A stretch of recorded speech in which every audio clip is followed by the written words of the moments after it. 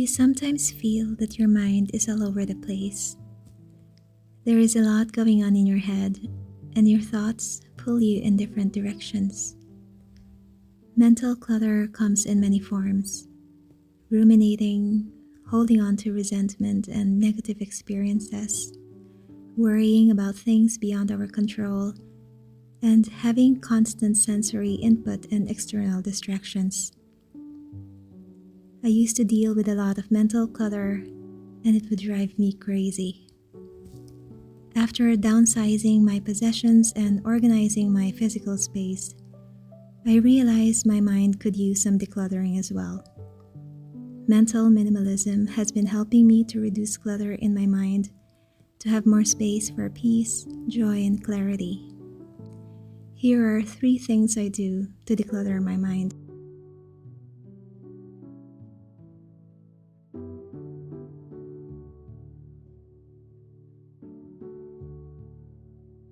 When we are physically unwell, it's difficult to expect the mind to function optimally.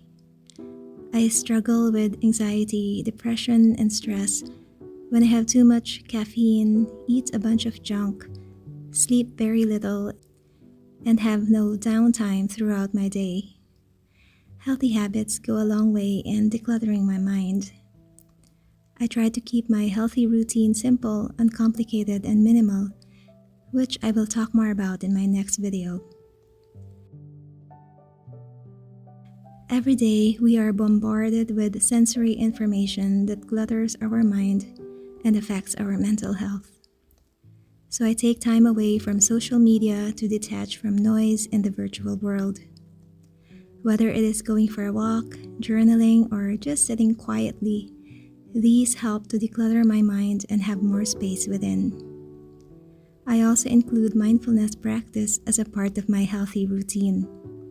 Oftentimes, our minds get cluttered by guilt from past mistakes. Mindfulness allows me to come back to the present moment instead of dwelling in the irrelevant past.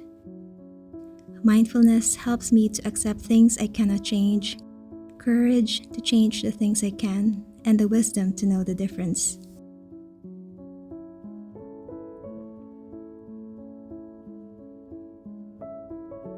This is a concept I learned from a book I read, The Disciplined Pursuit of Less. Every day we are presented with so many options, and it is up to us to prioritize which one has the highest value to us and to forgo the rest. I used to agree to several requests out of obligation or guilt, but doing so only led to additional stress and resentment. It takes a lot of practice to say no. It may mean pushing against social expectations and social pressure.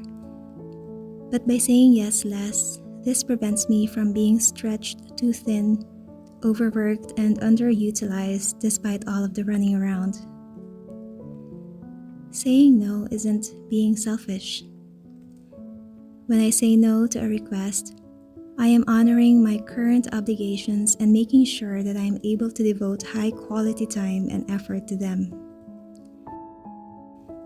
By defining what is important and saying yes only to what I feel strongly about, I am able to eliminate unnecessary stress and put my limited resources more towards the vital few instead of the trivial many.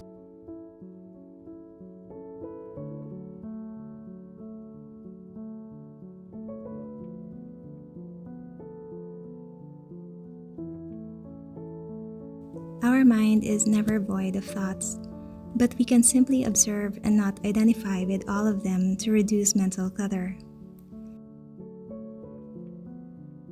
Rumi talks about the 3 gates of speech, and I apply the same principle in discerning which thought to ignore and which one to give my attention.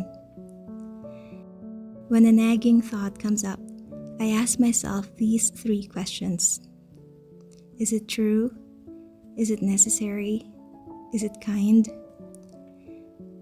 If the answer is no, then that thought is not worth my time and energy. Just because something crosses our mind, it doesn't mean we should run away with it. And just because we feel something, it doesn't mean we need to react to it.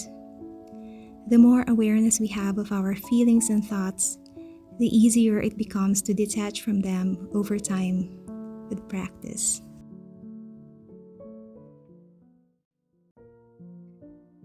Our mind is an endless pool of thoughts, and we may have some unhealthy thought patterns, mindsets, and beliefs from the past that pull us back.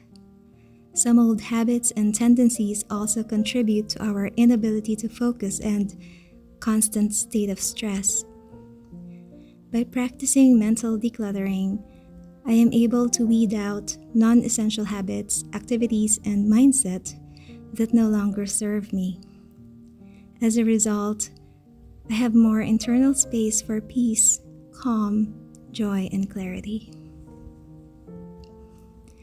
Thank you for watching this video, and I wish you a wonderful day or night.